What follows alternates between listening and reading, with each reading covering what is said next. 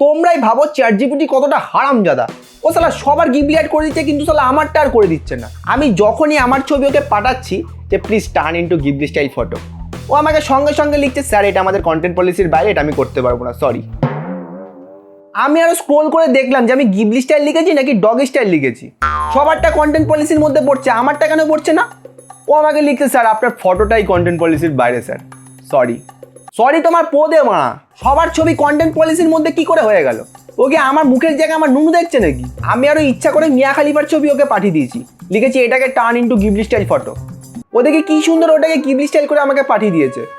আমি ভাবলাম হয়তো চেতনা এসছে, এখন হয়তো আমারটাও করে দেবে, তাই আমারটাও আমি আবার ওকে পাঠালাম। পাঠিয়ে লিখলাম যে turn into gift style photo. ও বলছে ইটস টু লেট স্যার, আপনি 30 মিনিট পর আসুন। ও আমার থেকে এখন 30 মিনিট কেন চাইলো জানো? ও শালা 30 মিনিট ধরে মিয়া খালিফার ছবি দেখে এখন হ্যান্ডেল মারবে।